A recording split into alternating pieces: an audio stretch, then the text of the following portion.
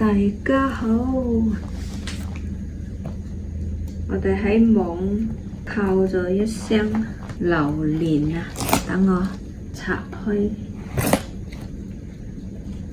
睇下寄過嚟點樣嘅先，會唔會溶晒呢？喺泰國運過嚟啊！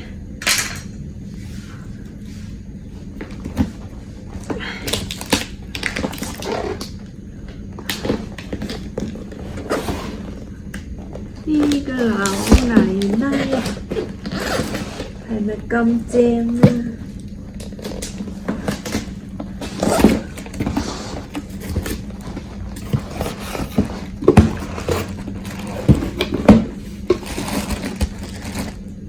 仲有個廣告牌添，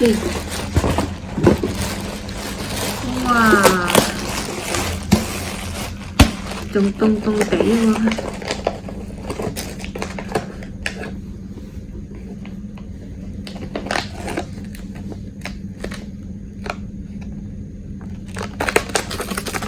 呢一對應該係乾嘅榴蓮乾嘅，呢對我第一次見呢隻咁嘅色喎，紅色㗎，未食過呢隻，係咯，兩對都紅色㗎。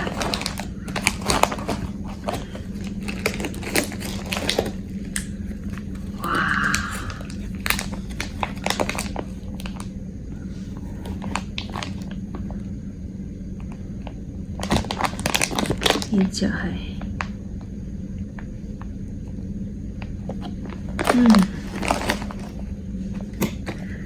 好想咬啖啊！我攞個嘢過嚟裝住佢先。哇！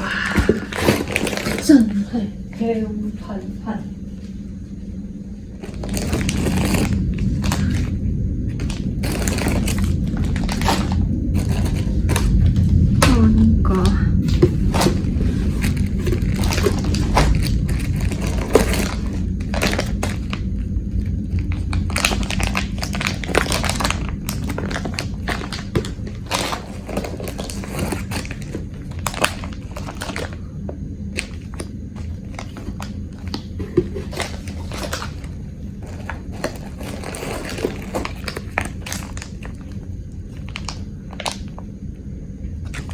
哇，好靚！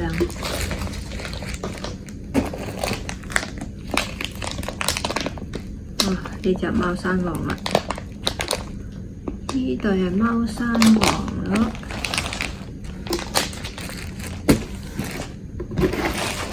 好啦，係咁多對啦，一共幾多包啊？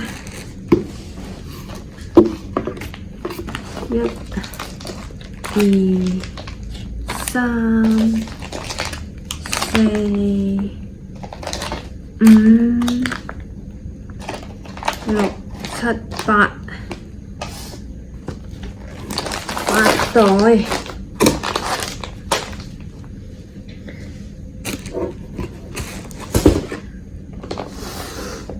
八袋，200蚊啦呢度，200蚊美金。大家話抵唔抵食啊？鍾意食嘅就抵食咯，唔鍾意食嘅就覺得貴咯，係咪？新鮮運過嚟喎。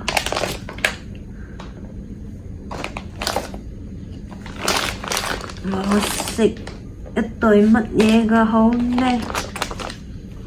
我要擠返落個 pizza 先至開一對嚟食啦，咪陣間嗰啲溶晒啊！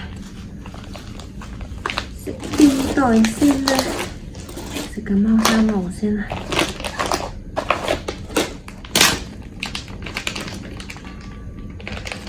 即刻開一對食貓山王。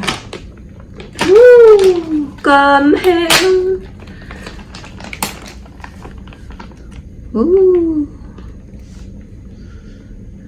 大個俾你聞下。